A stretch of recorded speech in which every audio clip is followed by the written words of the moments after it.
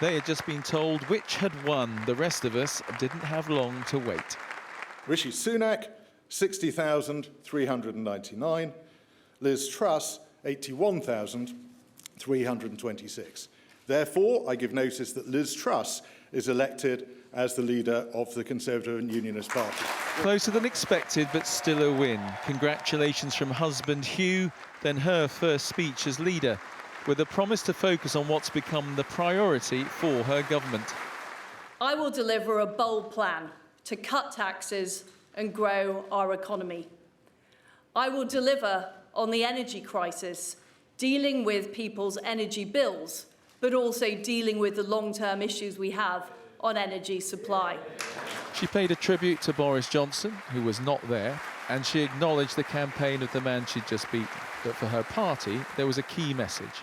Because, my friends, I know that we will deliver, we will deliver, and we will deliver. And we will deliver a great victory for the Conservative Party in 2024. Thank you. Thank you. It's the job she fought for, now she has it. They're welcoming her, but what a challenge awaits Prime Minister Truss.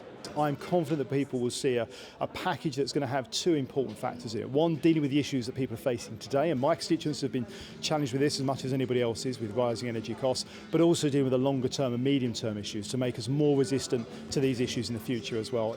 But can this divided party come back together again? It is so important that all Conservative MPs back Liz as the new leader and the new Prime Minister. You know, we've had weeks of debate and discussion. The country needs a strong, united government to tackle these huge tasks that we've been talking about. Outside, a familiar sight, an environmental protest, and a familiar face. I'm delighted that Liz Truss has won. It's very good news for the Conservative Party in the country. He's expected to get a job in the new cabinet. Meanwhile, the opposition will be keeping up the pressure on the new Prime Minister. Yes, we want an energy freeze. It's vital for families and households across the country. So I want to see that happen. There's no justification for an incoming Prime Minister not doing it because the political will is there across the political parties. The question now will be, who's going to pay for it? She said she must deliver by an election in 2024. In reality, the decisions she makes now may decide her fate much sooner than that. Well, Andy, she's certainly got a lot on her plate, but let's just talk first of all about the choreography of the next couple of days, because lots going on.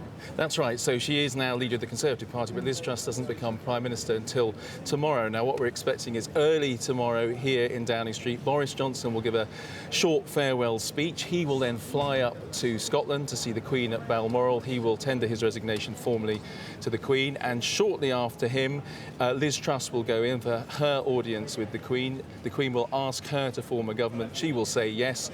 She will then fly back down here, and we're expecting a speech from Liz Truss in Downing Street around 4 in the afternoon, probably outside, but if the weather's a bit threatening, which it is again today, maybe inside, and that will be her kind of speech saying, here I am as Prime Minister. Maybe we will hear some more detail about how she's going to tackle the cost of living, or maybe it will be much more about the basic principles, the sort of thing that she said today.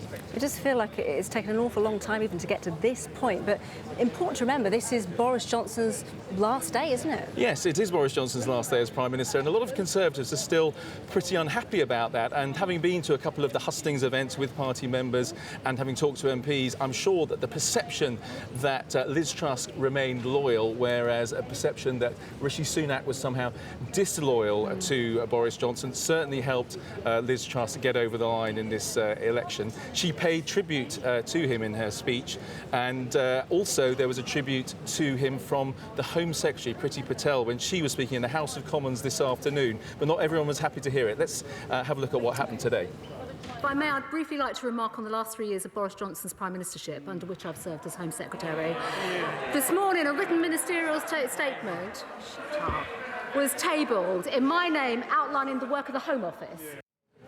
Yes, that shut up gesture, definitely unparliamentary language, but still a very strong sign that Boris Johnson remains a controversial figure. He also remains an MP, we should point out, even though he's stepping down as Prime Minister. Yeah, he's certainly causing ripples still. OK, we'll leave it there. Stay with us, Andy, because we'll be back to you later on in the show.